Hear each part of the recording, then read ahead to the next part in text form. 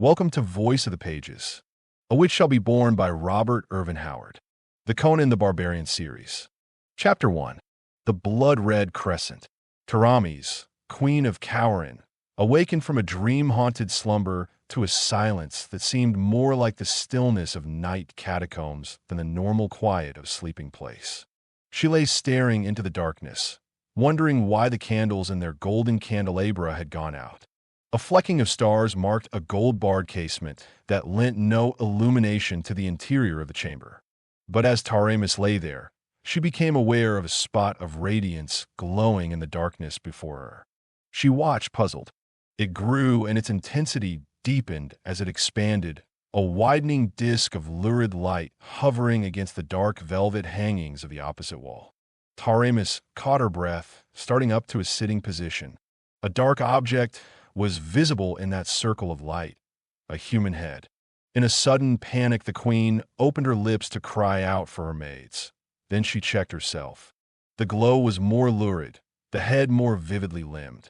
It was a woman's head, small, delicately molded, superbly poised, with a high-piled mass of lustrous black hair. The face grew distinct as she stared, and it was the sight of this face which froze the cry in Taramis's throat. The features were her own. She might have been looking into a mirror, which subtly altered her reflection, lending it a tigerish gleam of eye, a vindictive curl of lip. "Ishtar," gasped Taramis. "I am bewitched." Appallingly, the apparition spoke, and its voice was like honeyed venom. "Bewitched? No, sweet sister. Here is no sorcery." "Sister," stammered the bewildered girl. "I have no sister." "You never had a sister?" came the sweet, poisonously mocking voice. "Never a twin sister whose flesh was as soft as yours to caress or hurt."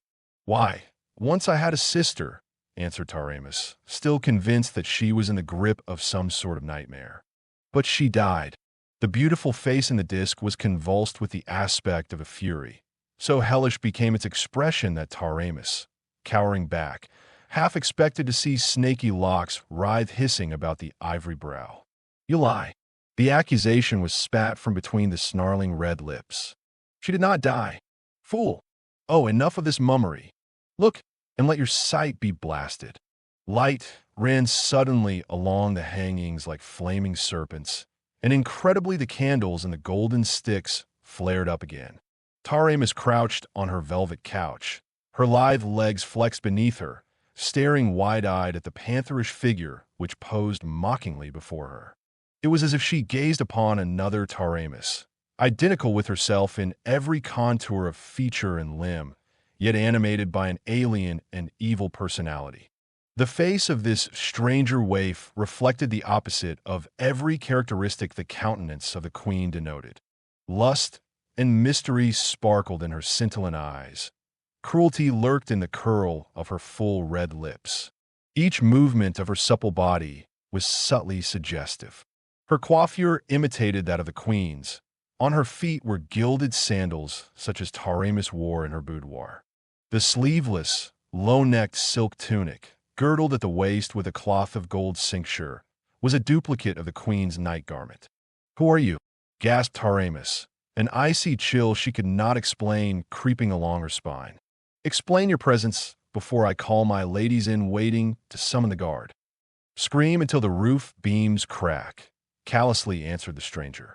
"Your sluts will not wake till dawn, though the palace spring into flames about them. Your guardsmen will not hear your squeals. They have been sent out of this wing of the palace." "What?" exclaimed Taramis, stiffening with outraged majesty. "Who dared give my guardsmen such a command?" "I did, sweet sister," sneered the other girl. "A little while ago, before I entered. They thought it was their darling, adored queen." "Huh! How beautifully I acted the part.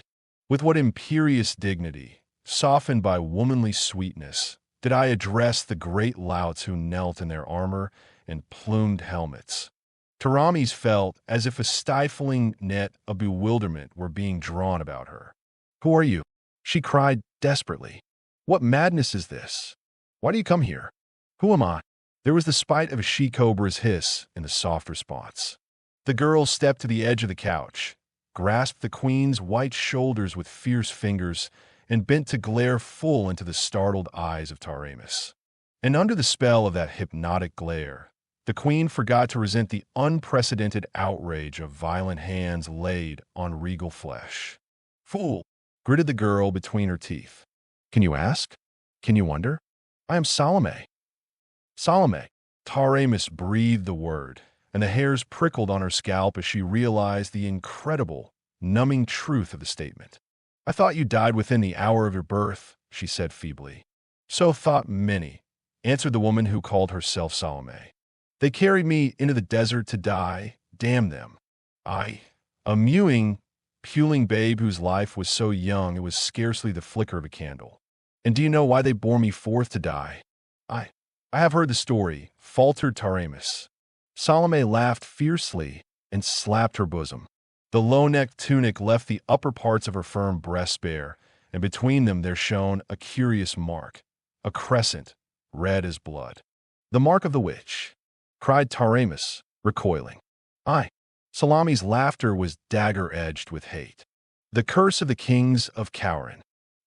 They tell the tale in the marketplaces, with wagging beards and rolling eyes, the pious fools. They tell how the first queen of our line had traffic with a fiend of darkness and bore him a daughter who lives in foul legendary to this day. And thereafter in each century a girl baby was born into the Ascorian dynasty, with a scarlet half-moon between her breasts that signified her destiny. Every century a witch shall be born. So ran the ancient curse, and so it has come to pass. Some were slain at birth, as they sought to slay me.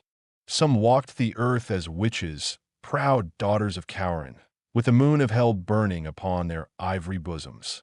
Each was named Salome. I too am Salome. It was always Salome, the witch. It will always be Salome, the witch, even when the mountains of ice have roared down from the pole and ground the civilizations to ruin, and a new world has risen from the ashes and dust. Even then, there shall be Salomes to walk the earth, to trap men's hearts by their sorcery, to dance before the kings of the world, to see the heads of the wise men fall at their pleasure. But you, stammered Taramis. The scintillant eyes burned like dark fires of mystery. They carried me into the desert far from the city and laid me naked on the hot sand under the flaming sun. And then they rode away and left me for the jackals and the vultures and the desert wolves. But the life in me was stronger than the life in common folk, for it partakes of the essence of the forces that seethe in the black gulfs beyond mortal ken.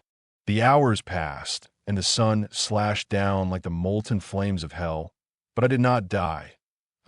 Something of that torment I remember, faintly and far away, as one remembers a dim, formless dream. Then there were camels and yellow-skinned men who wore silk robes and spoke in a weird tongue. Straight from the caravan road, they passed close by, and their leader saw me and recognized the scarlet crescent on my bosom. He took me up and gave me life. He was a magician from far Kaitai, returning to his native kingdom after a journey to Stygia. He took me with him to purple towering Paikong, its minarets rising amid the vine-festooned jungles of bamboo, and there I grew to womanhood under his teaching.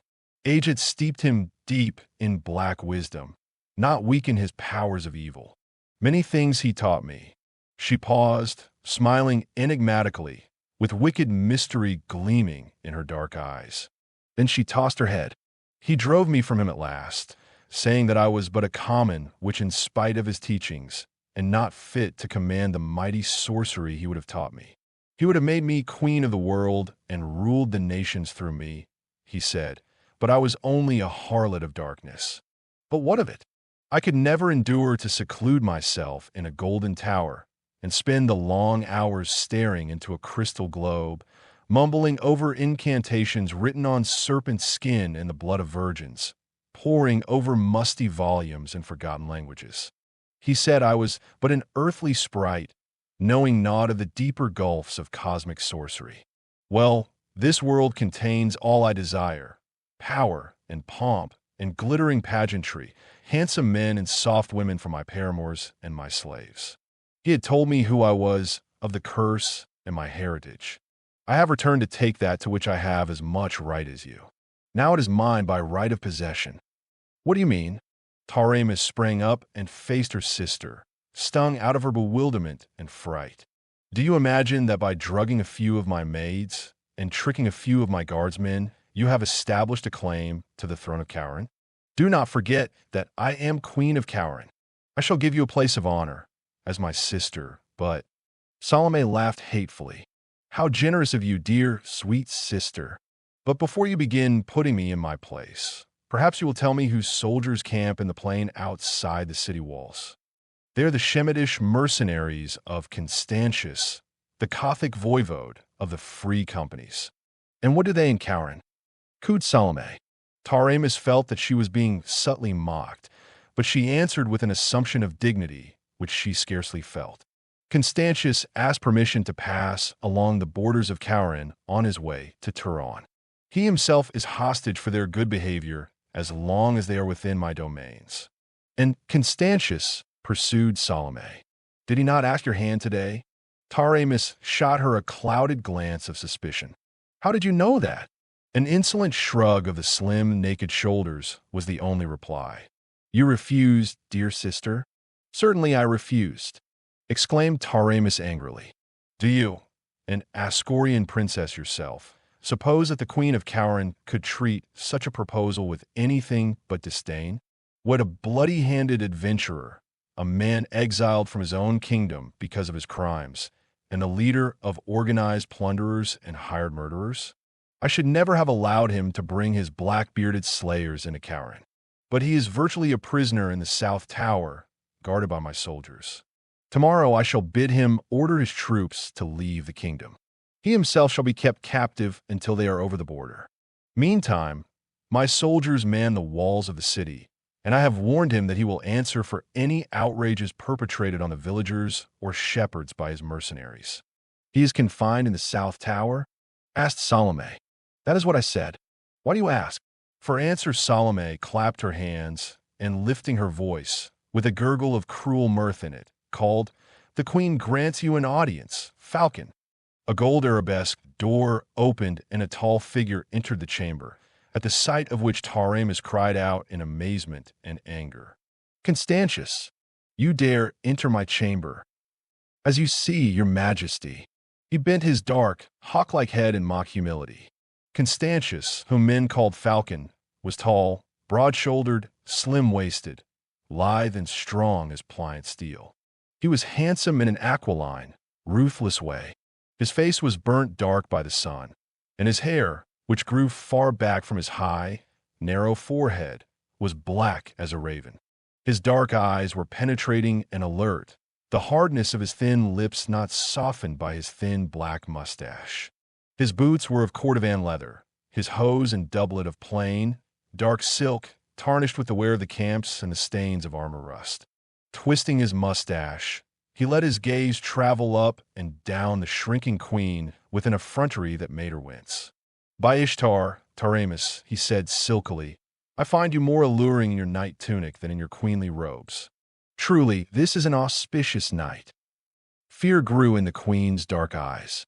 She was no fool. She knew that Constantius would never dare this outrage unless he was sure of himself. "You are mad," she said. "If I am in your power in this chamber, you are no less in the power of my subjects, who will rend you to pieces if you touch me. Go at once if you would live." Both laughed mockingly, and Salome made an impatient gesture. "Enough of this farce. Let's on to the next act in the comedy. Listen, dear sister. It was I who sent Constantius here. When I decided to take the throne of Khauran, I cast about for a man to aid me, and chose the Falcon because of his utter lack of all characteristics men call good." "I'm overwhelmed, princess," murmured Constantius sardonically with a profound bow. "I sent him to Khauran, and, once his men were camped in the plain outside, and he was in the palace, I entered the city by that small gate in the west wall. The fools guarding it thought it was you returning from some nocturnal adventure. You hellcat!" Taramis's cheeks flamed, and her resentment got the better of her regal reserve. Salome smiled hardly. They were properly surprised and shocked, but admitted me without question.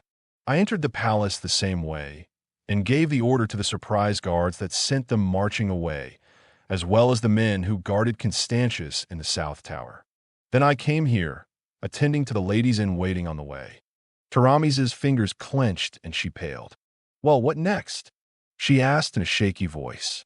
"Listen." Salome inclined her head. Faintly through the casement there came the clank of marching men in armor.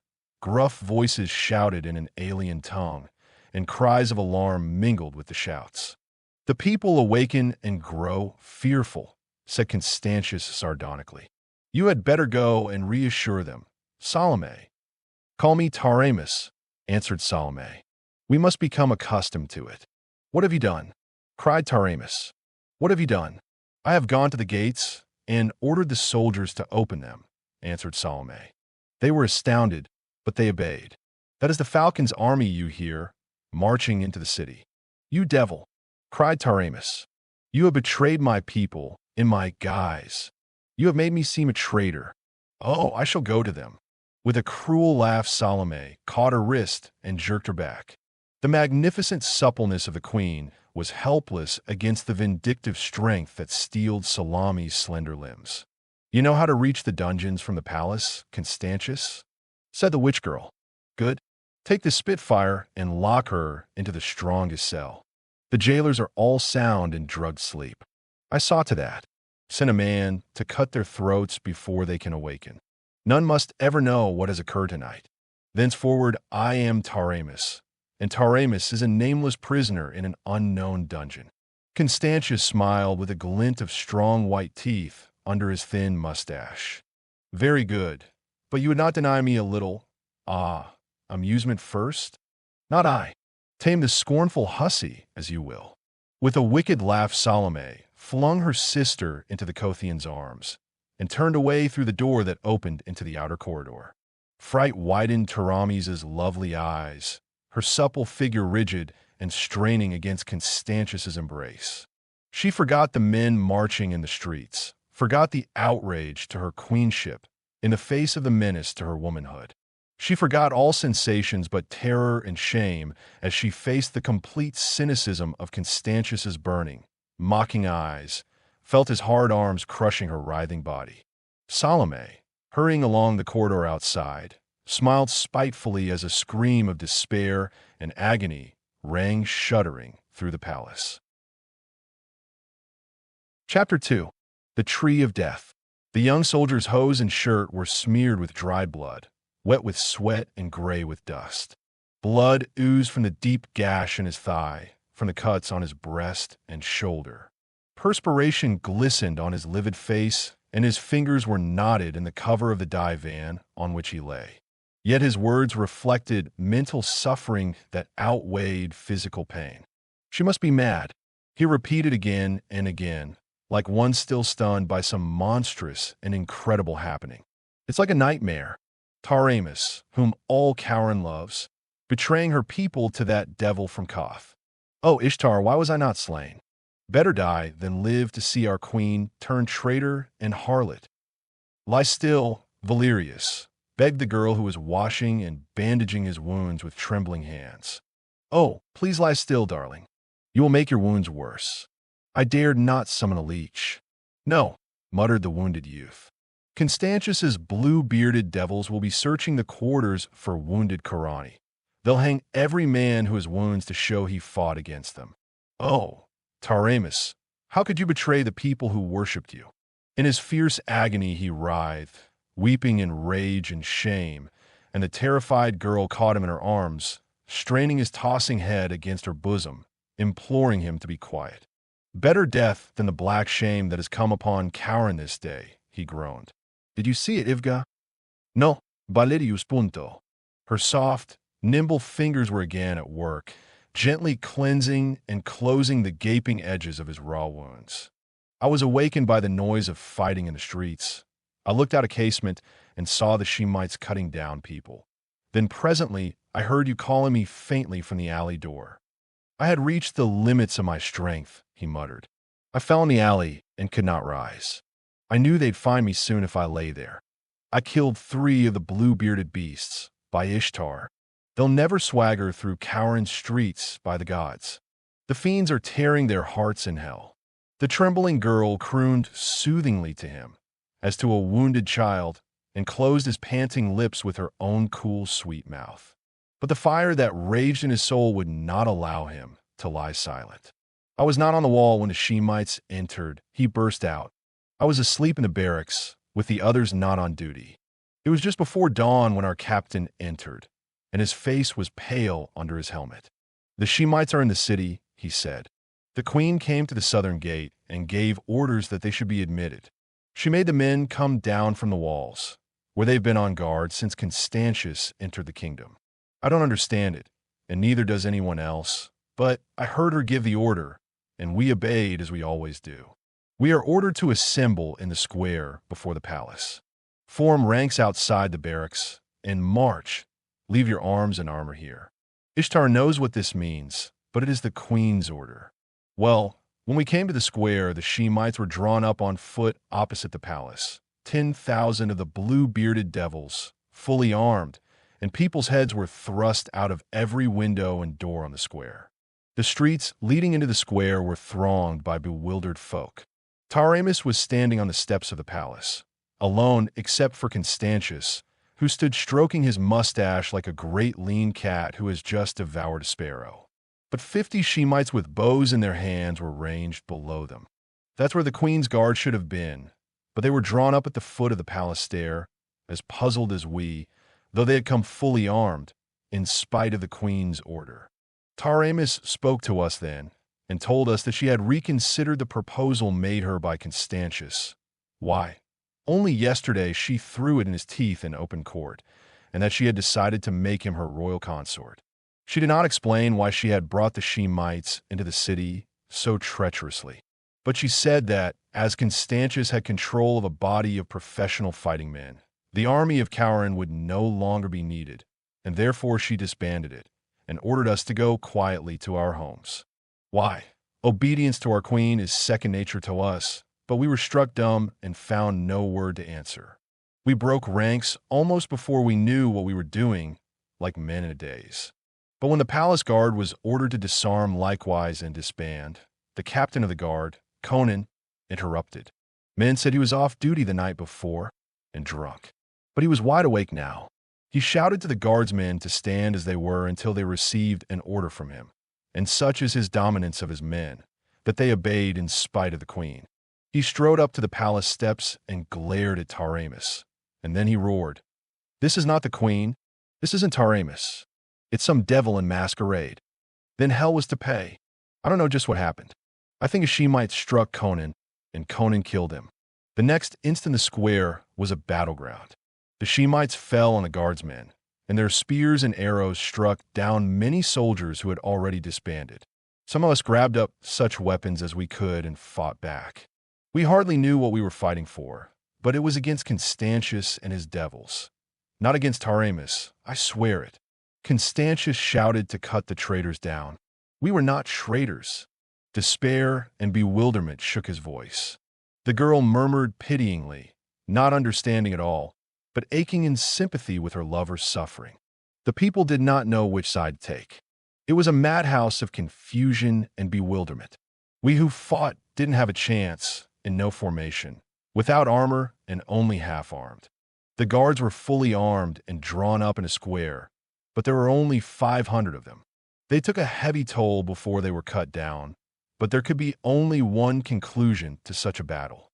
And while her people were being slaughtered before her, Taramis stood on the palace steps, with Constantius's arm about her waist, and laughed like a heartless, beautiful fiend. Gods, it's all mad. I never saw a man fight as Conan fought.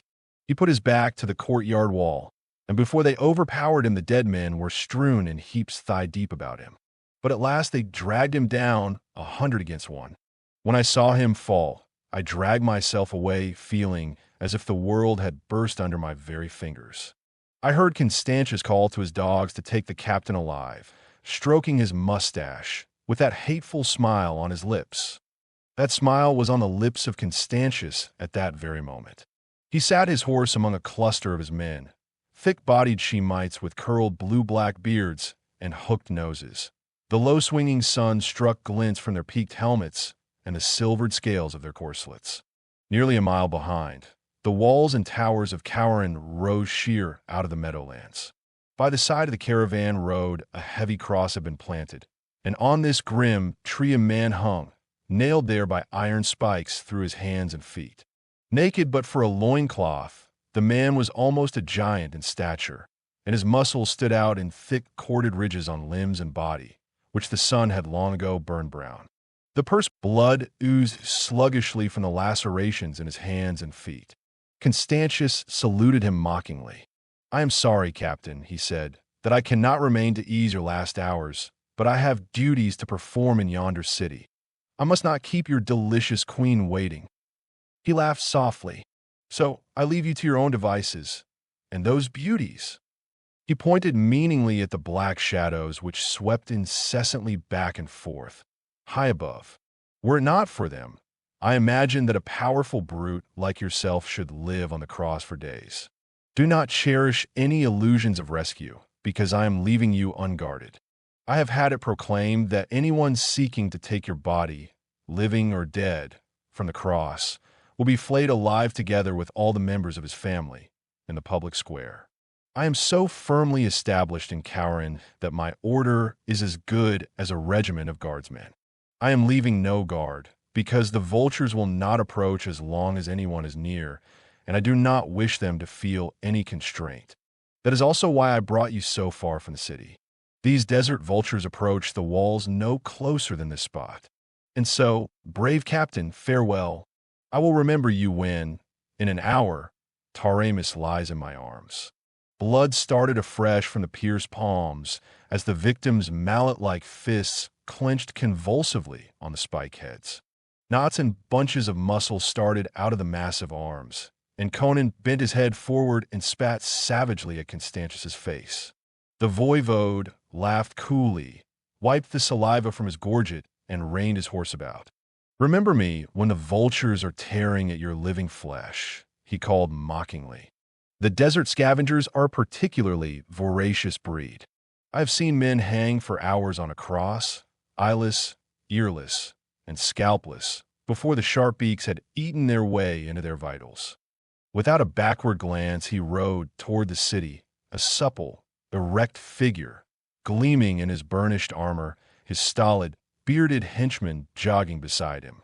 A faint rising of dust from the worn trail marked their passing. The man hanging on the cross was the one touch of sentient life in a landscape that seemed desolate and deserted in the late evening. Khauran, less than a mile away, might have been on the other side of the world and existing in another age. Shaking the sweat out of his eyes, Conan stared blankly at the familiar terrain. On either side of the city, and beyond it, stretched the fertile meadowlands, with cattle browsing in the distance where fields and vineyards checkered the plain. The western and northern horizons were dotted with villages, miniature in the distance. A lesser distance to the southeast, a silvery gleam marked the course of a river, and beyond that river sandy desert began abruptly to stretch away and away beyond the horizon. Conan stared at that expanse of empty waste shimmering taunily in the late sunlight, as a trapped hawk stares at the open sky. A revulsion shook him when he glanced at the gleaming towers of Khauran. The city had betrayed him, trapped him into circumstances that left him hanging on a wooden cross like a hare nailed to a tree. A red lust for vengeance swept away the thought. Curses ebbed fitfully from the man's lips. All his universe contracted, focused, became incorporated in the 4 iron spikes that held him from life and freedom. His great muscles quivered, knotting like iron cables. With the sweat starting out on his graying skin, he sought to gain leverage to tear the nails from the wood. It was useless. They had been driven deep. Then he tried to tear his hands off the spikes, and it was not the knifing, abysmal agony that finally caused him to cease his efforts, but the futility of it. The spike heads were broad and heavy. He could not drag them through the wounds. A surge of helplessness shook the giant for the first time in his life. He hung motionless, his head resting on his breast, shutting his eyes against the aching glare of the sun. A beat of wings caused him to look, just as a feathered shadow shot down out of the sky. A keen beak, stabbing at his eyes, cut his cheek, and he jerked his head aside, shutting his eyes involuntarily. He shouted, a croaking, desperate shout of menace, and the vultures swerved away and retreated, frightened by the sound. They resumed their wary circling above his head. Blood trickled over Conan's mouth, and he licked his lips involuntarily, spat at the salty taste. Thirst assailed him savagely. He had drunk deeply of wine the night before, and no water had touched his lips since before the battle in the square that dawn. And killing was thirsty, salt-sweaty work. He glared at the distant river as a man in hell glares through the open grill. He thought of gushing freshets of white water he had breasted, laved to the shoulders in liquid jade. He remembered great horns of foaming ale, jacks of sparkling wine gulped carelessly or spilled on the tavern floor. He bit his lip to keep from bellowing in intolerable anguish as a tortured animal bellows. The sun sank, a lurid ball in a fiery sea of blood. Against a crimson rampart that banded the horizon, the towers of the city floated unreal as a dream. The very sky was tinged with blood to his mystic glare. He licked his blackened lips and stared with bloodshot eyes at the distant river. It too seemed crimson with blood, and the shadows crawling up from the east seemed black as ebony. In his dulled ears sounded the louder beat of wings. Lifting his head, he watched with the burning glare of a wolf the shadows wheeling above him. He knew that his shouts would frighten them away no longer. One dipped, lower and lower. Conan drew his head back as far as he could, waiting with terrible patience. The vulture swept in with a swift roar of wings. Its beak flashed down, ripping the skin on Conan's chin as he jerked his head aside.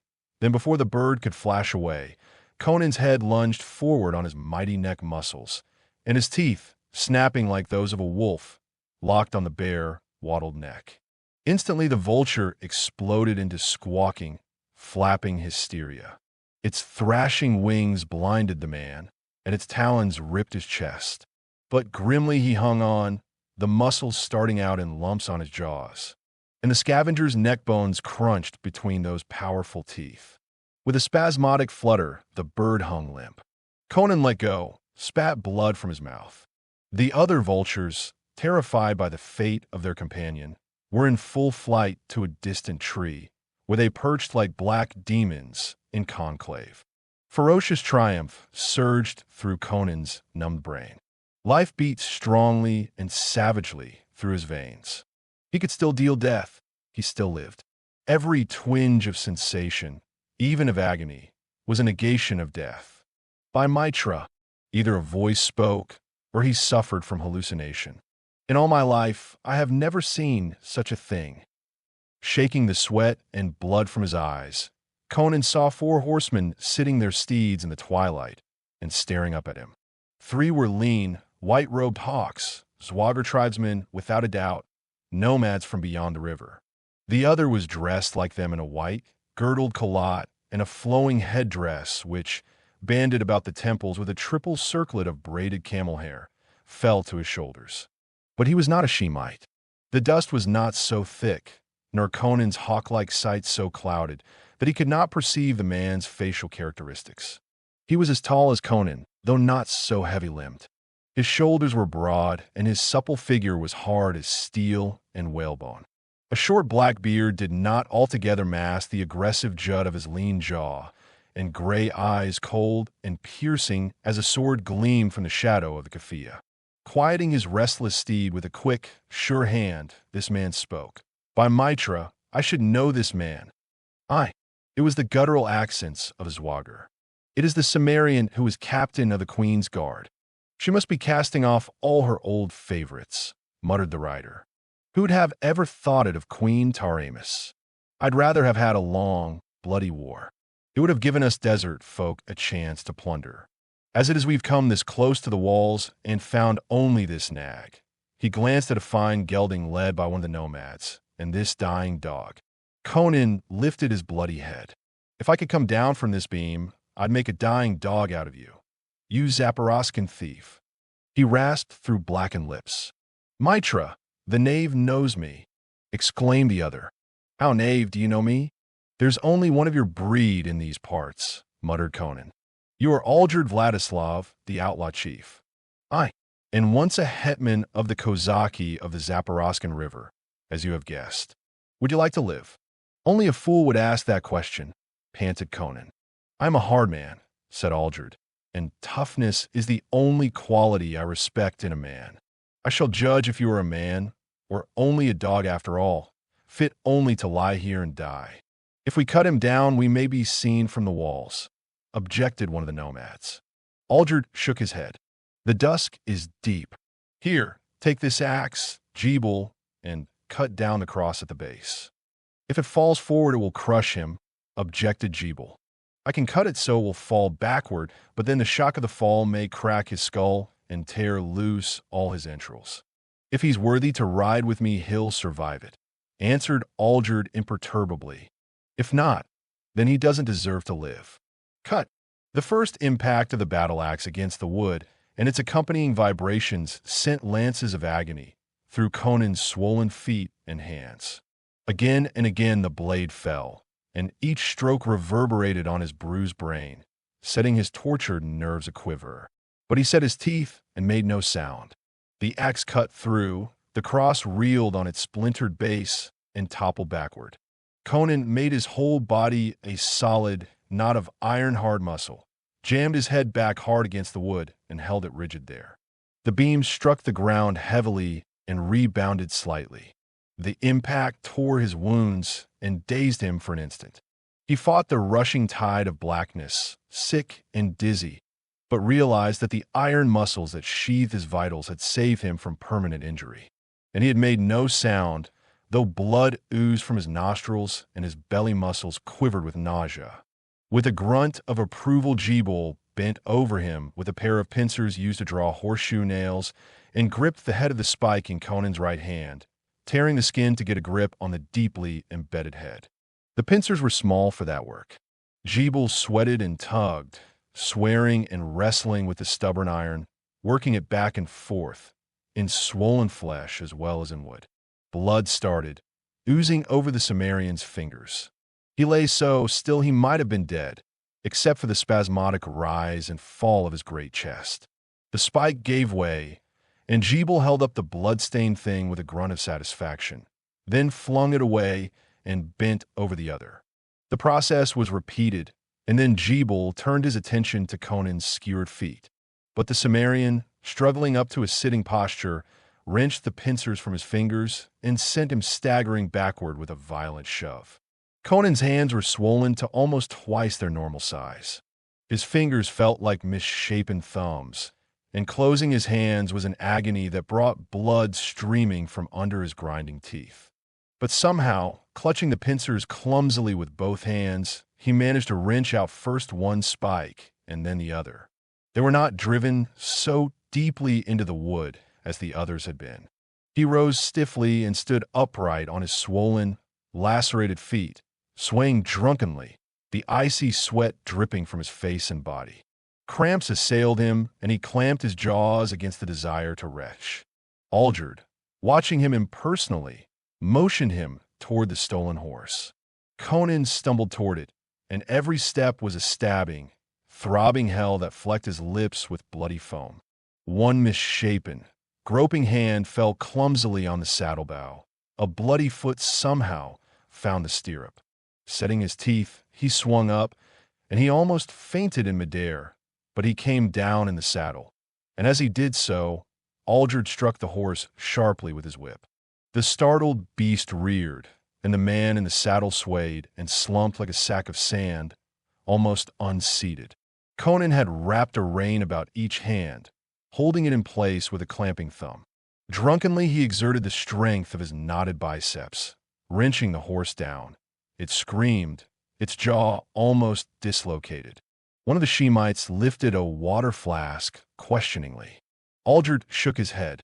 "Let him wait until we get to camp. It's only 10 miles. If he's fit to live in the desert, he'll live that long without a drink." The group rode like swift ghosts toward the river, Among them Conan swayed like a drunken man in the saddle, bloodshot eyes glazed, foam drying on his blackened lips. Chapter 3. A Letter to Nemedia. The savant Astrias, traveling in the East in his never-tiring search for knowledge, wrote a letter to his friend and fellow philosopher Alcibiades in his native Nemedia, which constitutes the entire knowledge of the Western nations concerning the events of that period in the East, always a hazy, half-mythical region in the minds of the Western folk. Astrias wrote, in part, "You can scarcely conceive, my dear old friend, of the conditions now existing in this tiny kingdom since Queen Taramis admitted Constantius and his mercenaries, an event which I briefly described in my last, hurried letter. 7 months have passed since then, during which time it seems as though the devil himself had been loosed in this unfortunate realm. Taramis seems to have gone quite mad. Whereas formerly she was famed for her virtue, justice, and tranquility, she is now notorious for qualities precisely opposite to those just enumerated. Her private life is a scandal, or perhaps private is not the correct term, since the queen makes no attempt to conceal the debauchery of her court. She constantly indulges in the most infamous revelries, in which the unfortunate ladies of the court are forced to join, young married women as well as virgins. She herself has not bothered to marry her paramour, Constantius, who sits on the throne beside her and reigns as her royal consort, and his officers follow his example and do not hesitate to debauch any woman they desire, regardless of her rank or station. The wretched kingdom groans under exorbitant taxation. The farms are stripped to the bone, and the merchants go in rags, which are all that is left them by the tax gatherers. Nay, they're lucky if they escape with a whole skin. I sense your incredulity, good Alcibiades. You will fear that I exaggerate conditions in Khauran. Such conditions would be unthinkable in any of the Western countries, admittedly.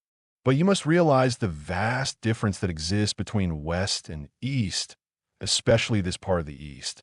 In the first place, Khauran is a kingdom of no great size, one of the many principalities which at one time formed the eastern part of the Empire of Koth, and which later regained the independence which was theirs at a still earlier age. This part of the world is made up of these tiny realms, diminutive in comparison with the great kingdoms of the West, or the great sultanates of the farther East, but important in their control of the caravan routes, and in the wealth concentrated in them. Khauran is the most southeasterly of these principalities, bordering on the very deserts of eastern Shem. The city of Khauran is the only city of any magnitude in the realm, and stands within sight of the river which separates the grasslands from the sandy desert, like a watchtower to guard the fertile meadows behind it. The land is so rich that it yields 3 and 4 crops a year, and the plains north and west of the city are dotted with villages. To one accustomed to the great plantations and stock farms of the West, it is strange to see these tiny fields and vineyards. Yet wealth in grain and fruit pours from them, as from a horn of plenty. The villagers are agriculturists, nothing else. Of a mixed, aboriginal race, they are unwarlike, unable to protect themselves, and forbidden the possession of arms. Dependent wholly upon the soldiers of the city for protection, they are helpless under the present conditions.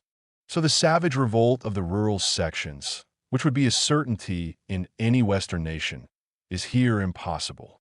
They toil supinely under the iron hand of Constantius, and his black-bearded Shemites ride incessantly through the fields with whips in their hands, like the slave drivers of the black serfs who toil in the plantations of southern Zingara. Nor do the people of the city fare any better.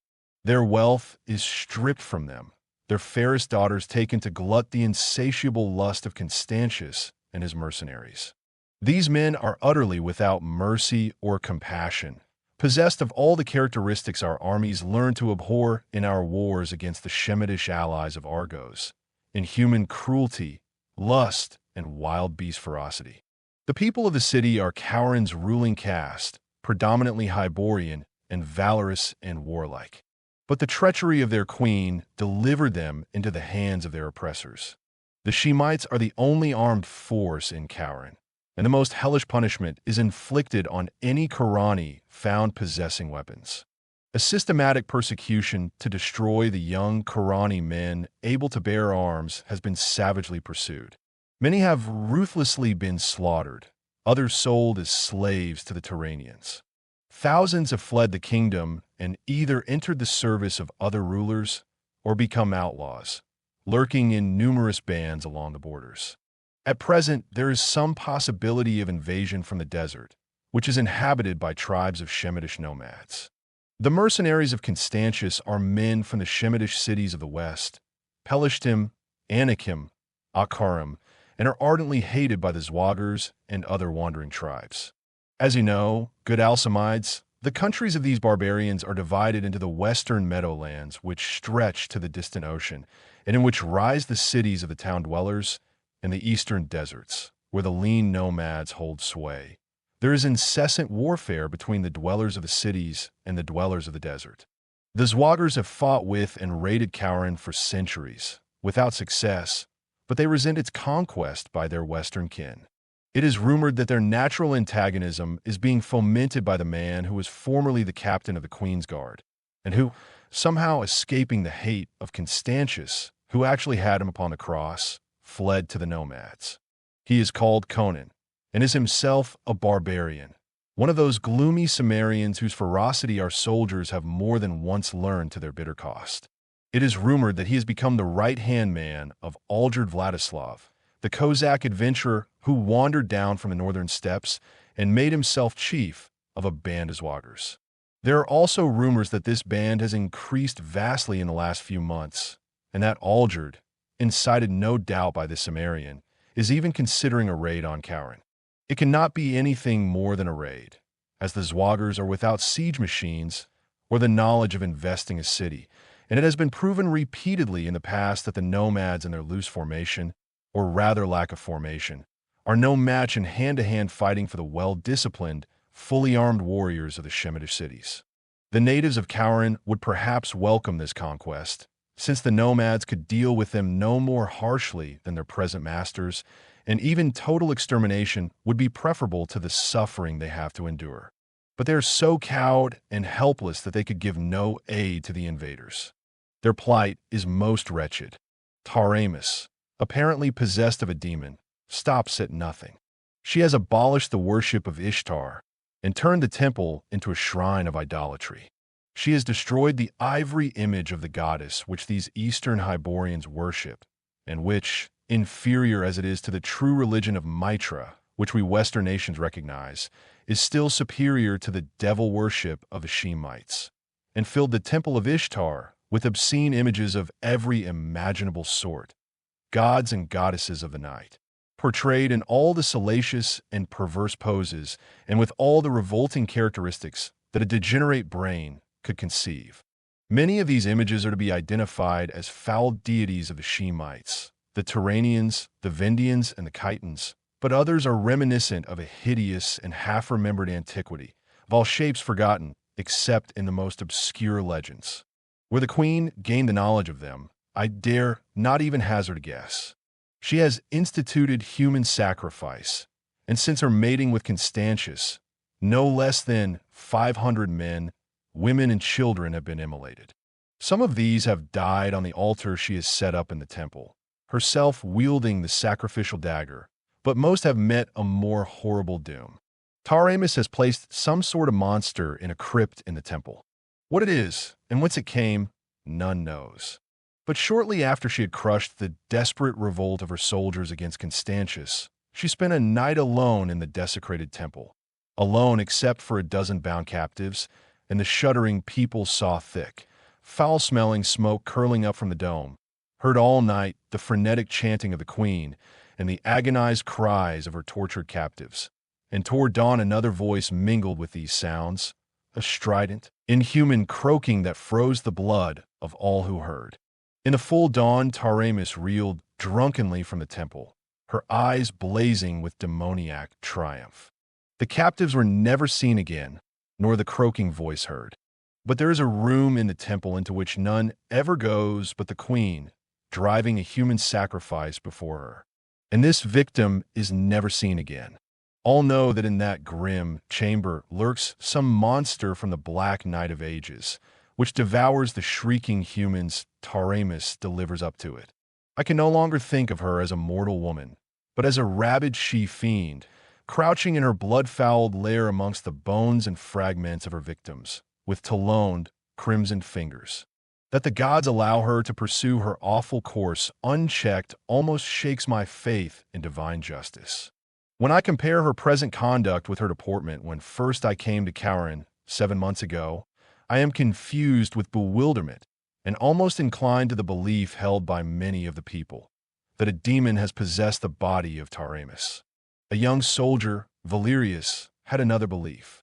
He believed that a witch had assumed a form identical with that of Khauran's adored ruler.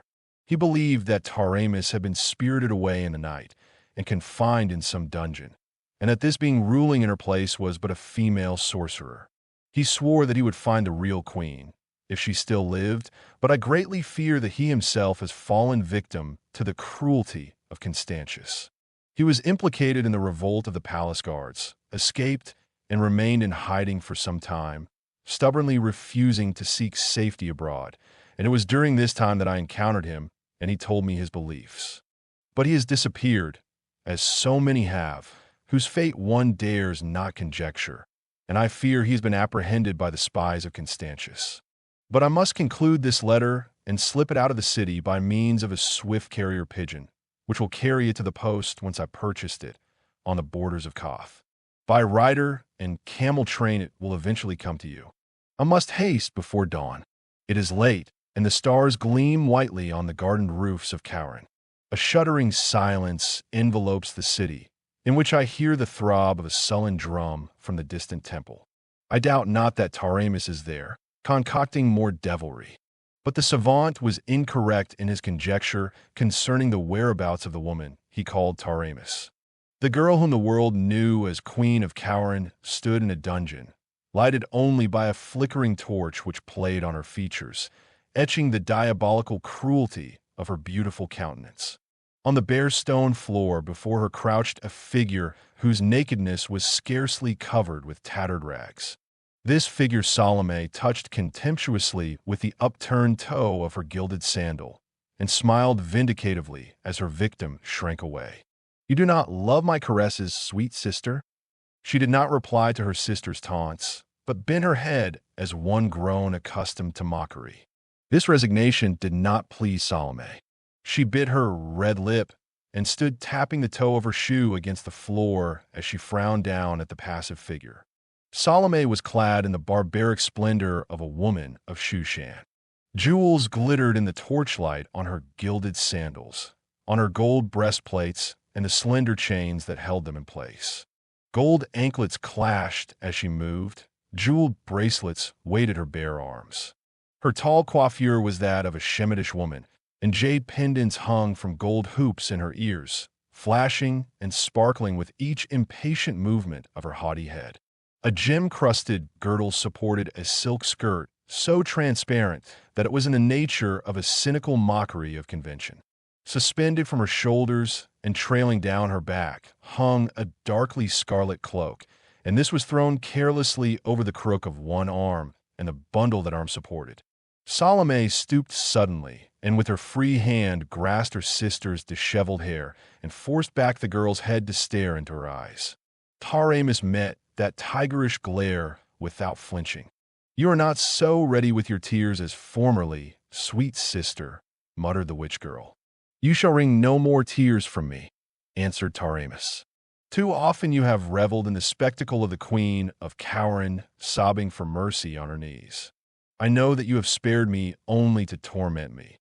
That is why you have limited your tortures to such torments as neither slay nor permanently disfigure. But I fear you no longer. You have strained out the last vestige of hope, fright, and shame from me. Slay me and be done with it, for I have shed my last tear for your enjoyment. You she-devil from hell." "You flatter yourself, my dear sister," purred Salome. "So far is only your handsome body that I have caused to suffer, only your pride and self-esteem that I have crushed. You forget that, unlike myself, you are capable of mental torment. I have observed this when I have regaled you with narratives concerning the comedies I have enacted with some of your stupid subjects. But this time I have brought more vivid proof of these farces. Did you know that Kralides, your faithful counselor, had come skulking back from Tehran and been captured? Taramis turned pale. What have you done to him? For answer, Salome drew the mysterious bundle from under her cloak. She shook off the silken swathings and held it up. The head of a young man, the features frozen in a convulsion as if death had come in the midst of inhuman agony. Taramis cried out as if a blade had pierced her heart. "Oh, Ishtar! Kralides! He was seeking to stir up the people against me. Poor fool, telling them that Conan spoke the truth when he said I was not Taramis. How would the people rise against the falcon Shemites? With sticks and pebbles? Bah! Dogs are eating his headless body in the marketplace, and this foul carrion shall be cast into the sewer to rot. How, sister?" She paused, smiling down at her victim. "Have you discovered that you still have unshed tears? Good. I reserved the mental torment for the last. Hereafter I shall show you many such sights as this." Standing there in the torchlight with the severed head in her hand, she did not look like anything ever borne by a human woman, in spite of her awful beauty. Taramis did not look up. She lay face down on the slimy floor, her slim body shaken in sobs of agony, beating her clenched hands against the stones. Salome sauntered toward the door, her anklets clashing at each step, her ear pendants winking in the torch glare. A few moments later, she emerged from a door under a sullen arch that led into a court which in turn opened upon a winding alley. A man standing there turned toward her, a giant Shemite, with somber eyes and shoulders like a bull, his great black beard falling over his mighty, silver-mailed breast. She wept. His rumble was like that of a bull, deep, low-pitched, and stormy.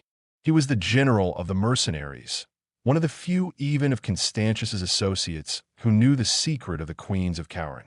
I come Banagash. There are whole sections of her sensibilities that I have not touched. When one sense is dulled by continual laceration, I will discover a newer, more poignant pang. Here, dog, a trembling, shambling figure in rags, filth, and matted hair approached, one of the beggars that slept in the alleys and open courts. Salome tossed the head to him. "Here, deaf one, cast it in the nearest sewer. Make the sign with your hands, come Banagash." He cannot hear. The general complied, and the tousled head bobbed, as the man turned painfully away. "Why do you keep up this farce?" rumbled Banagash. "You are so firmly established on the throne that nothing can unseat you. What if Khorani fools learn the truth? They can do nothing. Proclaim yourself in your true identity. Show them their beloved ex-queen, and cut off her head in the public square. Not yet, good Banagash." The arched door slammed on the hard accents of Salome, the stormy reverberations of Banagash. The mute beggar crouched in the courtyard, and there was none to see that the hands which held the severed head were quivering, strongly brown, sinewy hands, strangely incongruous with the bent body and filthy tatters. I knew it. It was a fierce, vibrant whisper, scarcely audible. "She lives? Oh, Kralides, your martyrdom was not in vain. They have her locked in that dungeon. Oh, Ishtar, if you love true men, aid me now." Chapter 4. Wolves of the Desert. Aldred Vladislav filled his jeweled goblet with crimson wine from a golden jug and thrust the vessel across the ebony table to Conan the Cimmerian. Aldred's apparel would have satisfied the vanity of any Zaporozhian hetman. His khalat was of white silk, with pearls sewn on the bosom.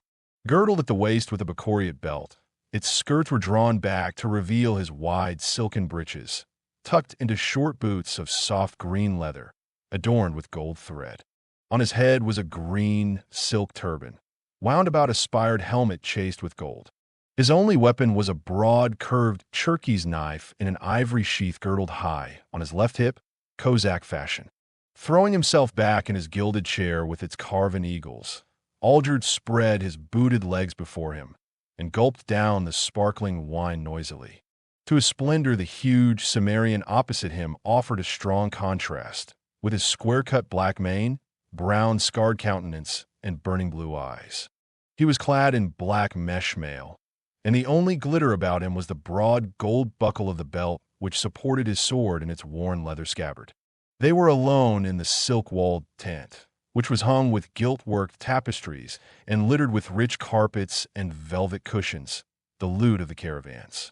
From outside came a low, incessant murmur, the sound that always accompanies a great throng of men, in camp or otherwise. An occasional gust of desert wind rattled the palm leaves. "Today in the shadow, tomorrow in the sun," quoth Aldred, loosening his crimson girdle a trifle and reaching again for the wine jug. "That's the way of life. Once I was a hetman on the Zaporoska, now I'm a desert chief. 7 months ago, you were hanging on a cross outside Khauran. Now you're lieutenant to the most powerful raider between Tehran and the Western Meadows. You should be thankful to me for recognizing my usefulness." Conan laughed and lifted the jug. "When you allow the elevation of a man, one can be sure that you'll profit by his advancement. I've earned everything I've won with my blood and sweat." He glanced at the scars on the insides of his palms. There were scars, too, on his body, scars that had not been there 7 months ago. "You fight like a regiment of devils," conceded Aldred. "But don't get to thinking that you've had anything to do with the recruits who've swarmed in to join us. It was our success at raiding, guided by my wit, that brought them in. These nomads are always looking for a successful leader to follow, and they have more faith in a foreigner than in one of their own race. There's no limit to what we may accomplish. We have 11,000 men now. In another year, we may have 3 times that number. We've contented ourselves, so far, with raids on the Turanian outposts and the city-states to the west. With 30 or 40,000 men, we'll raid no longer. We'll invade and conquer and establish ourselves as rulers.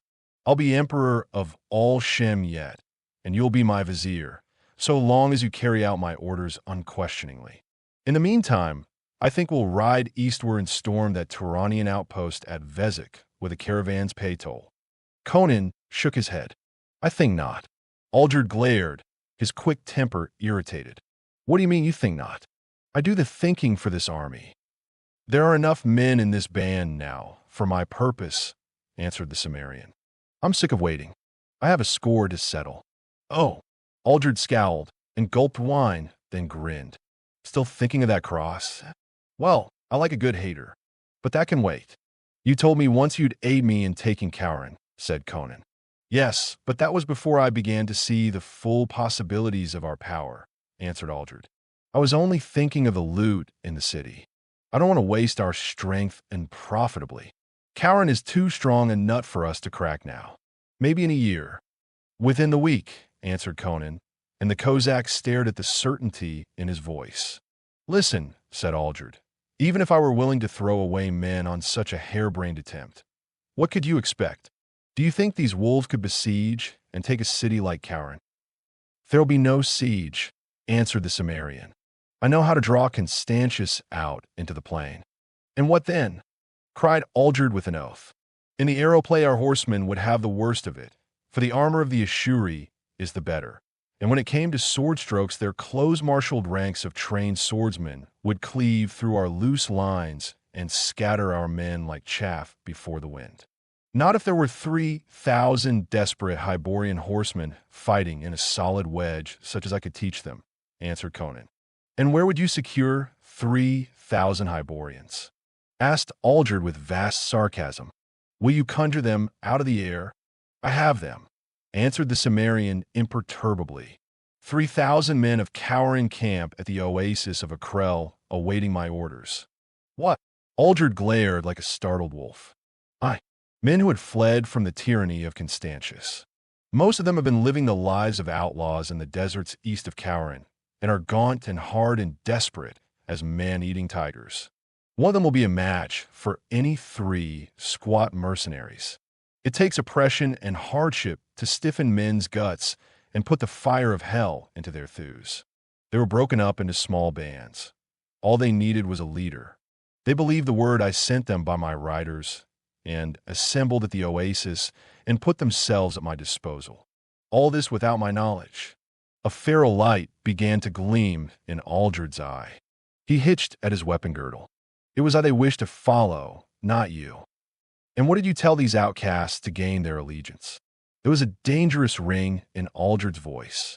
I told them that I'd use this horde of desert wolves to help them destroy Constantius and give Khauran back into the hands of its citizens. You fool, whispered Aldred. Do you deem yourself chief already? The men were on their feet, facing each other across the ebony board, devil lights dancing in Aldred's cold gray eyes, a grim smile on the Cimmerian's hard lips. I'll have you torn between 4 palm trees, said the Kozak calmly. Call them in and bid them do it. Challenge Conan. See if they obey you. Baring his teeth in a snarl, Aldred lifted his hand, then paused. There was something about the confidence in the Cimmerian's dark face that shook him. His eyes began to burn like those of a wolf. You scum of the western hills, he muttered.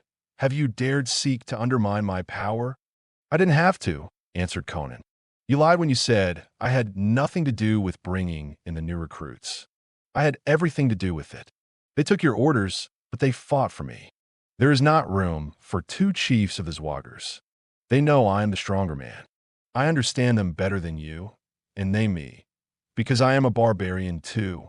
And what will they say when you ask them to fight for Khauran? Asked Aldred sardonically. They'll follow me. I'll promise them a camel train of gold from the palace. Khauran will be willing to pay that as a guerdon for getting rid of Constantius.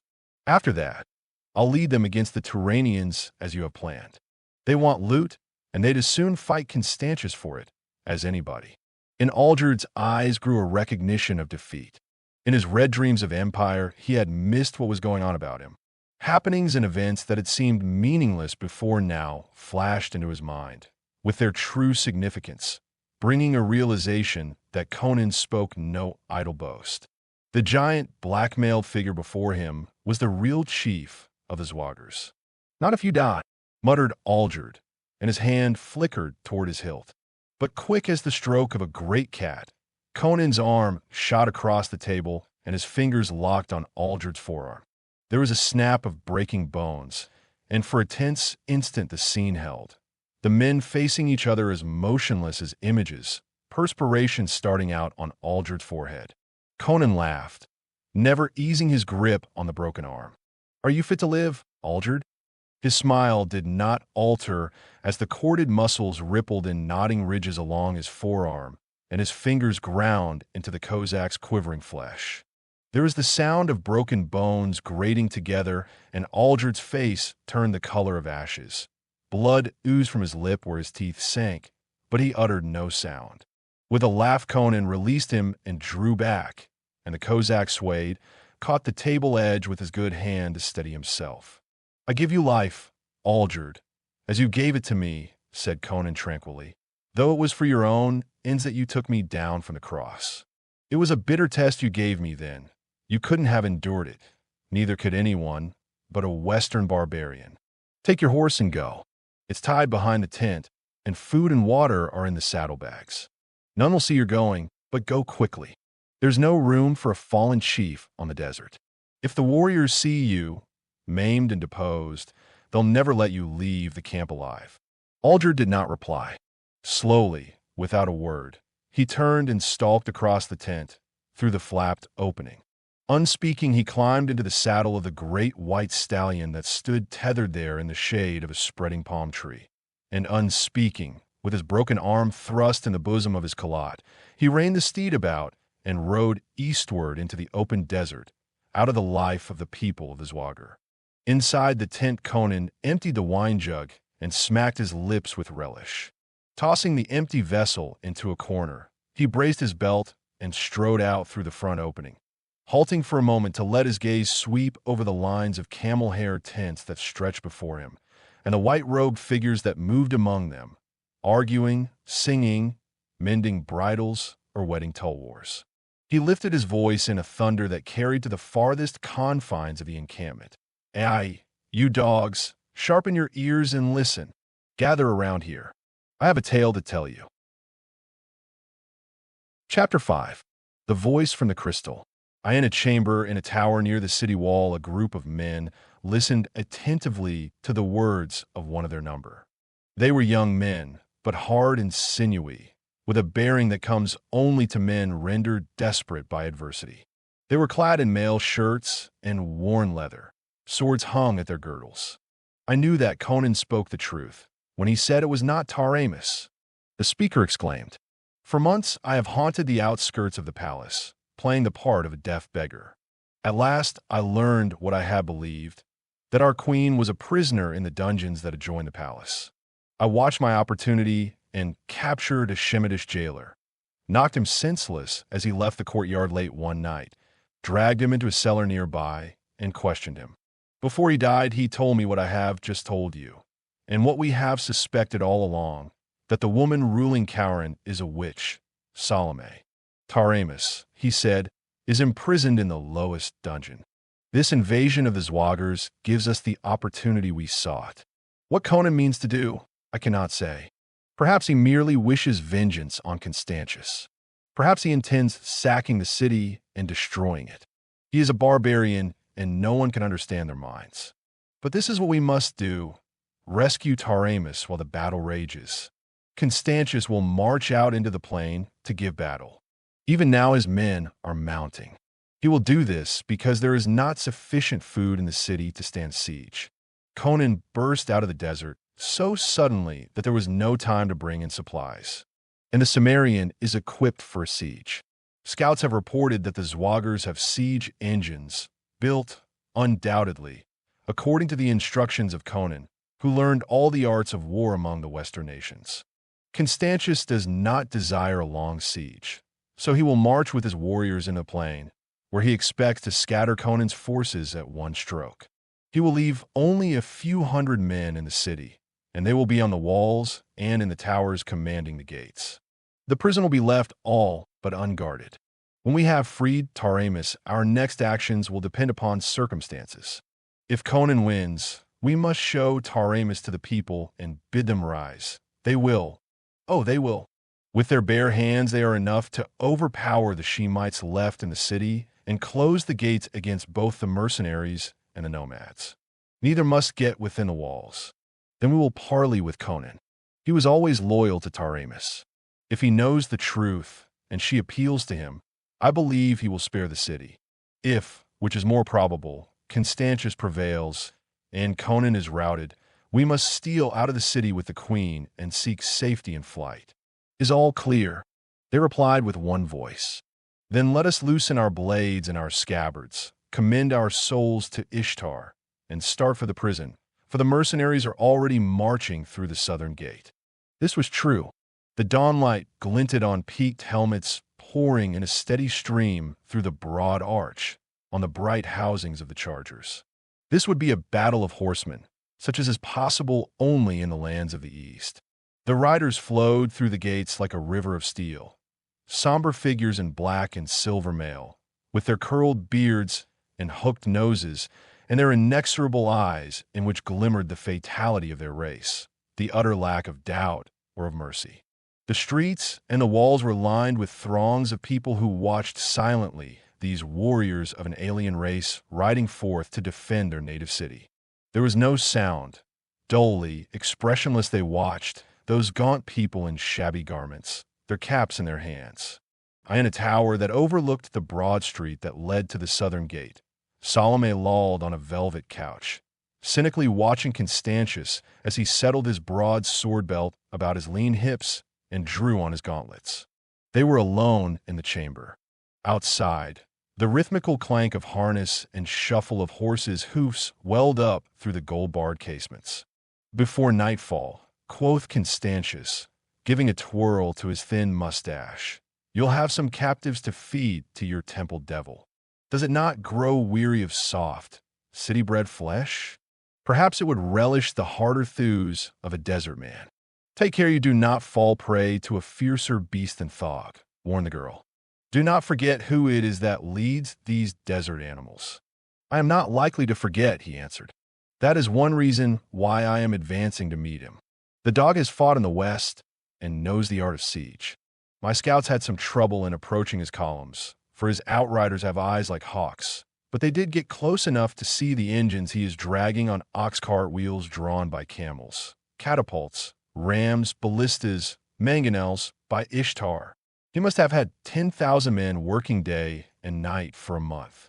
Where he got the material for their construction is more than I can understand. Perhaps he has a treaty with the Turanians and gets supplies from them. Anyway, they won't do him any good. I fought these desert wolves before, an exchange of arrows for a while, in which the armor of my warriors protects them. Then a charge, and my squadrons sweep through the loose swarms of the nomads, wheel and sweep back through, scattering them to the four winds. I'll ride back through the south gate before sunset, with hundreds of naked captives staggering at my horse's tail. We'll hold a fete tonight in the great square. My soldiers delight in flaying their enemies alive. We will have a wholesale skinning and make these weak-kneed townsfolk watch. As for Conan, it will afford me intense pleasure, if we take him alive, to impale him on the palace steps. Skin as many as you like, answered Salome indifferently. I will like a dress made of human hide. But at least 100 captives you must give to me, for the altar and for Thog. It shall be done, answered Constantius, with his gauntlet hand brushing back the thin hair from his high, bald forehead, burned dark by the sun. For victory and the fair honor of Taramis, he said sardonically, and, taking his visored helmet under his arm, he lifted a hand in salute and strode clanking from the chamber. His voice drifted back, harshly lifted in orders to his officers. Salome leaned back on the couch, yawned, stretched herself like a great supple cat, and called, "Zong!" A cat-footed priest, with features like yellowed parchment stretched over a skull, entered noiselessly. Salome turned to an ivory pedestal on which stood 2 crystal globes, and taking from it the smaller, she handed the glistening sphere to the priest. "Ride with Constantius," she said. "Give me the news of the battle." "Go!" The skull-faced man bowed low, and hiding the globe under his dark mantle, hurried from the chamber. Outside in the city there was no sound, except the clank of hoofs and after a while the clang of a closing gate. Salome mounted a wide marble stair that led to the flat, canopied, marble battlement roof. She was above all other buildings in the city. The streets were deserted. The great square in front of the palace was empty. In normal times, folks shunned the grim temple, which rose on the opposite side of that square. But now the town looked like a dead city. Only on the southern wall and the roofs that overlooked it was there any sign of life. But the people massed thickly. They made no demonstration, did not know whether to hope for the victory or defeat of Constantius. Victory meant further misery under his intolerable rule. Defeat probably meant the sack of the city and red massacre. No word had come from Conan. They did not know what to expect at his hands. They remembered that he was a barbarian. The squadrons of the mercenaries were moving out into the plain. In the distance, just this side of the river, other dark masses were moving, barely recognizable as men on horses. Objects dotted the farther bank. Conan had not brought his siege engines across the river, apparently fearing an attack in the midst of the crossing. But he had crossed with his full force of horsemen. The sun rose and struck glints of fire from the dark multitudes. The squadrons from the city broke into a gallop. A deep roar reached the ears of the people on the wall. The rolling masses merged, intermingled. At that distance, it was a tangled confusion in which no detail stood out. Charge and countercharge were not to be identified. Clouds of dust rose from the plains, under the stamping hoofs, veiling the action. Through these swirling clouds, masses of riders loomed, appearing and disappearing, and spears flashed. Salome shrugged her shoulders and descended the stair. The palace lay silent. All the slaves were on the wall, gazing vainly southward with the citizens. She entered the chamber where she had talked with Constantius and approached the pedestal, noting that the crystal globe was clouded, shot with bloody streaks of crimson. She bent over the ball, swearing under her breath. "Zhang!" she called. "Zhang!" Mist swirled in the sphere, resolving themselves into billowing dust clouds through which black figures rushed unrecognizably. Steel glinted like lightning in the murk. Then the face of Zong leaped into startling distinctness. It was as if the wide eyes gazed up at Salome. Blood trickled from a gash in the skull-like head. The skin was gray with sweat-runneled dust. The lips parted, writhing. To other ears than Salome's, it would have seemed that the face in the crystal contorted silently. But sound to her came as plainly from those ashen lips as if the priest had been in the same room with her, instead of miles away, shouting into the smaller crystal. Only the gods of darkness knew what unseen, magic filaments linked together those shimmering spheres. "Salome!" shrieked the bloody head. "Salome, I hear!" she cried. "Speak! How goes the battle?" "Doom is upon us!" screamed the skull-like apparition. "Khauran is lost. Aye, my horse is down, and I cannot win clear. Men are falling around me. They are dying like flies in their silvered mail. Stop yammering and tell me what happened." She cried harshly. "We rode at the desert dogs, and they came on to meet us," yowled the priest. Arrows flew in clouds between the hosts, and the nomads wavered. Constantius ordered the charge. In even ranks, we thundered upon them. Then the masses of their horde opened to right and left, and through the cleft rushed 3,000 Hyborian horsemen whose presence we had not even suspected. Men of Khauran, mad with hate. Big men in full armor on massive horses. In a solid wedge of steel, they smote us like a thunderbolt. They split our ranks asunder before we knew what was upon us, and then the desert men swarmed on us from either flank. They have ripped our ranks apart, broken and scattered us. It is a trick of that devil Conan. The siege engines are false, mere frames of palm trunks and painted silk that fooled our scouts who saw them from afar. A trick to draw us out to our doom. Our warriors flee. Kambanagash is down. Conan slew him. I do not see Constantius. The Khorani rage through our milling masses like blood-mad lions, and the desert men feather us with arrows. Aya! There was a flicker as of lightning or trenchant steel, a burst of bright blood. Then abruptly the image vanished like a bursting bubble, and Salome was staring into an empty crystal ball that mirrored only her own furious features.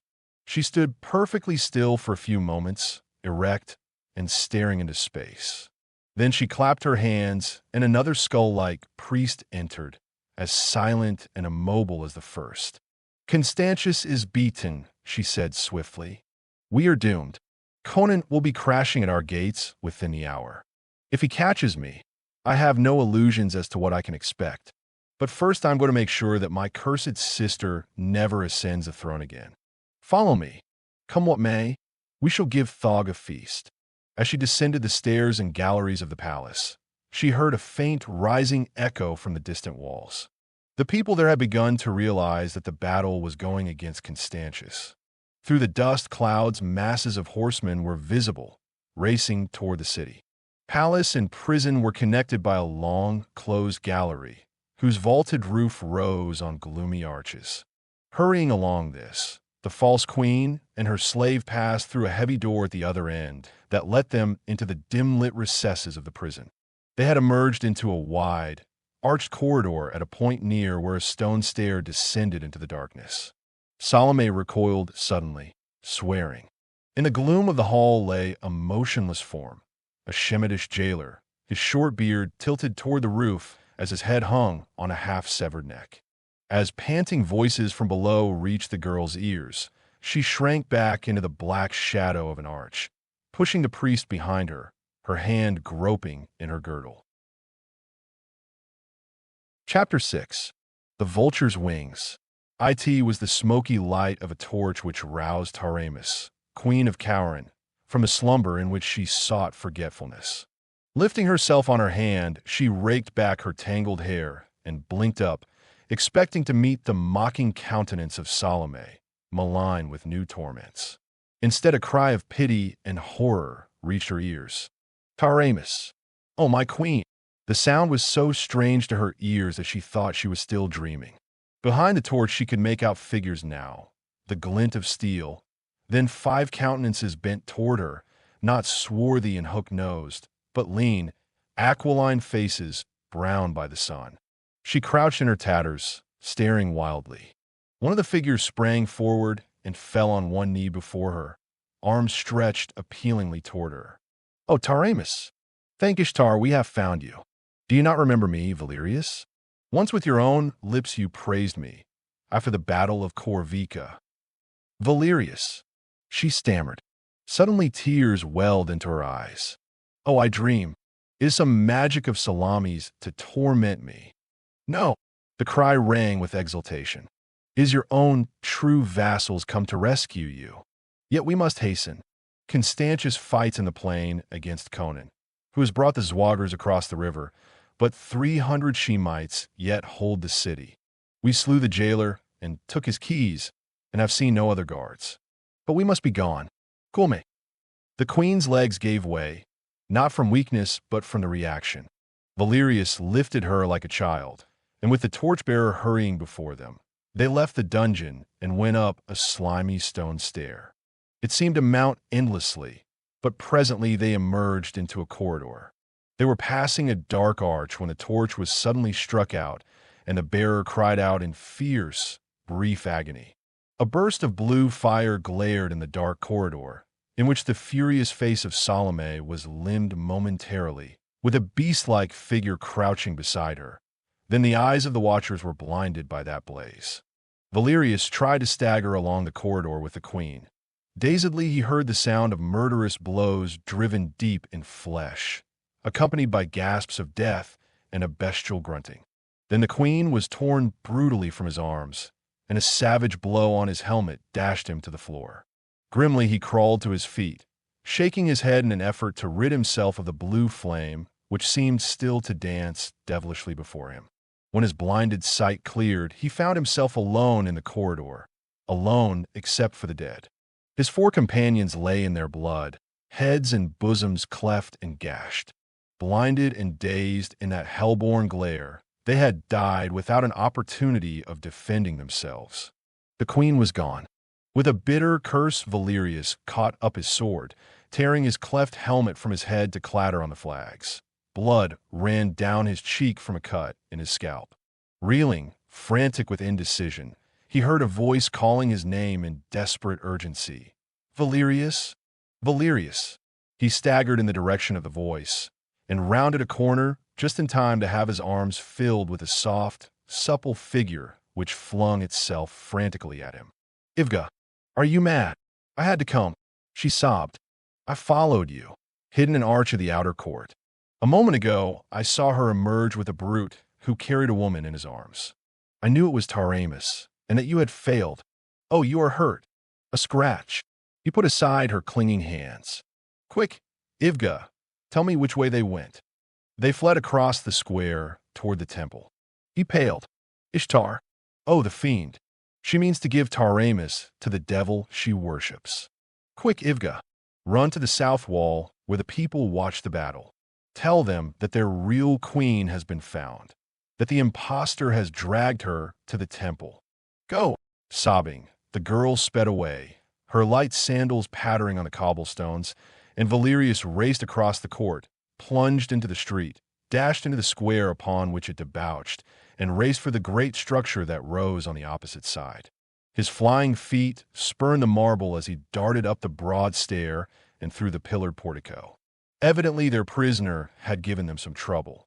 Taramis, sensing the doom intended for her, was fighting against it with all the strength of her splendid young body.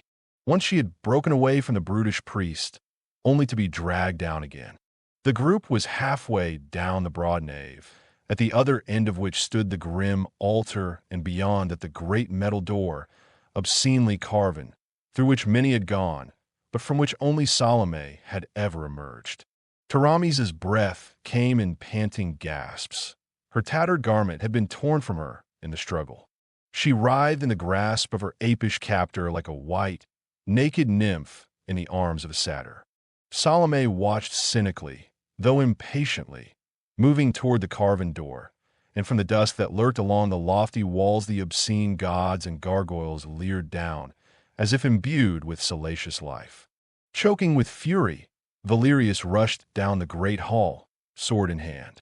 At a sharp cry from Salome, the skull-faced priest looked up, then released Taramis, drew a heavy knife, already smeared with blood, and ran at the oncoming Khauran. But cutting down men blinded by the devil's flame, loosed by Salome, was different from fighting a wiry young Hyborian of fire with hate and rage.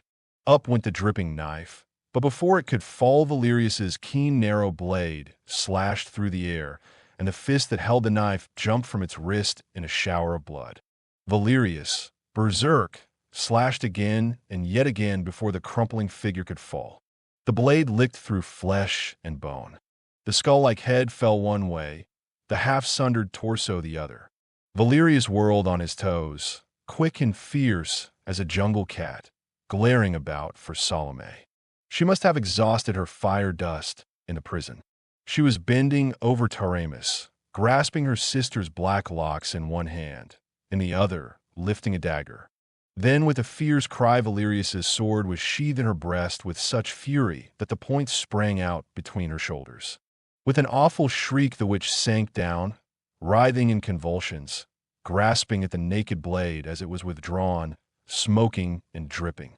Her eyes were inhuman. With a more than human vitality, she clung to the life that ebbed through the wound that split the crimson crescent on her ivory bosom. She groveled on the floor, clawing and biting at the naked stones in her agony. Sickened at the sight, Valerius stooped and lifted the half-fainting queen. Turning his back on the twisting figure on the floor, he ran toward the door, stumbling in his haste. He staggered out upon the portico, halted at the head of the steps. The square thronged with people. Some had come at Ivga's incoherent cries. Others had deserted the walls in fear of the on-sweeping hordes out of the desert, fleeing unreasoningly toward the center of the city. Dumb resignation had vanished. The throng seethed and milled, yelling and screaming. About the road, there sounded somewhere the splintering of stone and timbers. A band of grim Shemites cleft the crowd, the guards of the northern gates, hurrying toward the south gate to reinforce their comrades there. They reined up short at the sight of the youth on the steps, holding the limp, naked figure in his arms. The heads of the throng turned toward the temple. The crowd gaped, a new bewilderment added to their swirling confusion. "Here is your queen," yelled Valerius, straining to make himself understood above the clamor. The people gave back a bewildered roar. They did not understand, and Valerius sought in vain to lift his voice above their bedlam. The Shemites rode toward the temple steps, beating a way through the crowd with their spears. Then a new, grisly element introduced itself into the frenzy. Out of the gloom of the temple, behind Valerius wavered a slim white figure, laced with crimson. The people screamed. There in the arms of Valerius hung the woman they thought their queen. Yet there in the temple door staggered another figure, like a reflection of the other. Their brains reeled. Valerius felt his blood congeal as he stared at the swaying witch girl. His sword had transfixed her, sundered her heart. She should be dead. By all laws of nature, she should be dead. Yet there she swayed, on her feet, clinging horribly to life. "Thok!" she screamed, reeling in the doorway. "Thok!" As if in answer to that frightful invocation, there boomed a thunderous croaking from within the temple and the snapping of wood and metal. "That is the queen," roared the captain of the Shemites, lifting his bow. "Shoot down the man and other woman."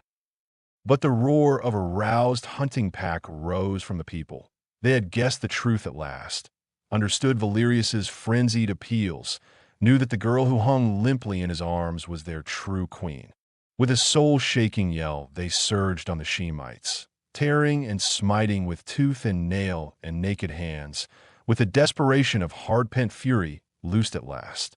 Above them Salome swayed and tumbled down the marble stairs, dead at last.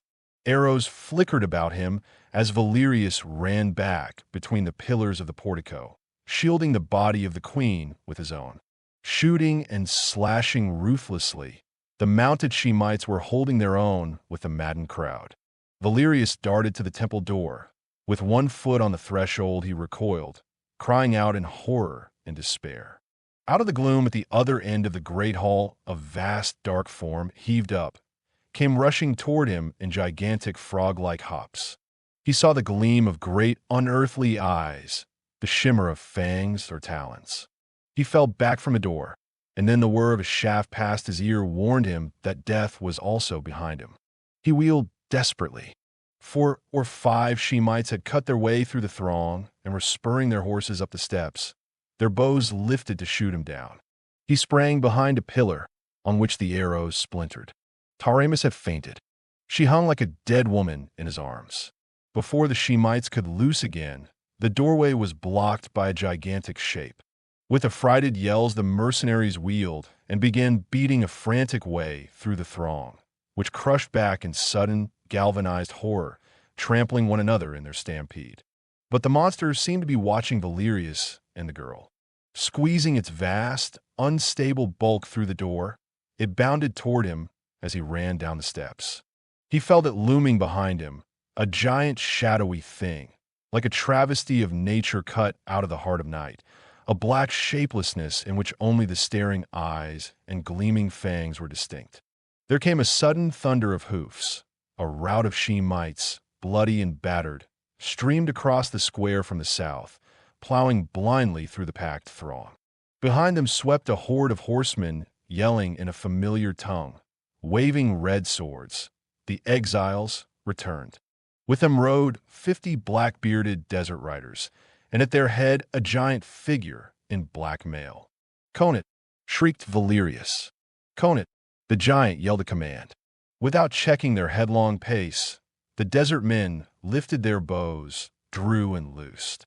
A cloud of arrows sang across the square, over the seething heads of the multitudes, and sank feather-deep in the black monster. It halted, wavered, reared, a black blot against the marble pillars. Again the sharp clouds sang, and yet again, and the horror collapsed and rolled down the steps, as dead as the witch who had summoned it out of the night of ages.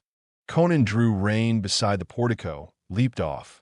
Valerius had laid the queen on the marble, sinking beside her in utter exhaustion. The people surged about, crowding in. The Cimmerian cursed them back, lifted her dark head, pillowed it against his mailed shoulder. "By Khauran, what is this?" "The real Taramis. But who is that yonder?" "The demon who wore her shape," panted Valerius. Conan swore heartily. Ripping a cloak from the shoulders of a soldier, he wrapped it about the naked queen. Her long, dark lashes quivered on her cheeks. Her eyes opened, stared up unbelievingly into the Cimmerian's scarred face. "Conan!" Her soft fingers caught at him. "Do I dream? She told me you were dead." "Scarcely." He grinned hardly. "You do not dream. You are Queen of Khauran again. I broke Constantius, out there by the river. Most of his dogs never lived to reach the walls, for I gave orders that no prisoners be taken, except Constantius. The city guard closed the gate in our faces, but we burst in with rams swung from our saddles. I left all my wolves outside, except this 50. I didn't trust them in here, and these Khaurani lads were enough for the gate guards. It has been a nightmare." She whimpered. "Oh, my poor people. You must help me try to repay them for all they have suffered." Conan, henceforth counselor as well as captain. Conan laughed, but shook his head. Rising, he set the queen upon her feet and beckoned to a number of his Khaurani horsemen who had not continued the pursuit of the fleeing Shemites. They sprang from their horses, eager to do the bidding of their newfound queen. "No, lass, that's over with. I'm chief of the Zwagars now, and must lead them to plunder the Turanians, as I promised. This lad, Valerius, will make you a better captain than I. I wasn't made to dwell among marble walls, anyway. But I must leave you now and complete what I've begun." She might still live in Khauran. As Valerius started to follow Taramis across the square towards the palace, through a lane opened by the wildly cheering multitude, he felt a soft hand slipped timidly into his sinewy fingers and turned to receive the slender body of Ivga in his arms. He crushed her to him and drank her kisses with the gratitude of a weary fighter who has attained rest at last through tribulation and storm. But not all men seek rest and peace. Some are born with the spirit of the storm in their blood, restless harbingers of violence and bloodshed, knowing no other path. The sun was rising. The ancient caravan road was thronged with white-robed horsemen, in a wavering line that stretched from the walls of Khauran to a spot far out in the plain. Conan the Cimmerian sat at the head of that column, near the jagged end of a wooden beam that stuck up out of the ground. Near that stump rose a heavy cross, and on that cross a man hung by spikes through his hands and feet. 7 months ago, Constantius, said Conan, it was I who hung there, and you who sat here. Constantius did not reply. He licked his gray lips, and his eyes were glassy with pain and fear. Muscles writhed like cords along his lean body. You are more fit to inflict torture than to endure it, said Conan tranquilly. I hung there on a cross as you were hanging, and I lived thanks to circumstances and a stamina peculiar to barbarians. But you civilized men are soft. Your lives are not nailed to your spines as are ours. Your fortitude consists mainly in inflicting torment, not in enduring it. You will be dead before sundown. And so, falcon of the desert, I leave you to the companionship of another bird of the desert. He gestured toward the vultures whose shadows swept across the sands as they wheeled overhead. From the lips of Constantius came an inhuman cry of despair and horror. Conan lifted his reins and rode toward the river that shone like silver in the morning sun. Behind him the white-clad riders struck into a trot. The gaze of each, as he passed a certain spot, turned impersonally and with the desert man's lack of compassion, toward the cross and the gaunt figure that hung there, black against the sunrise. Their horses' hoofs beat out a knell in the dust. Lower and lower swept the wings of the hungry vultures. The end. If you enjoyed listening, please subscribe to the channel by hitting the subscribe button below. After doing so, click the bell icon to receive new content notifications.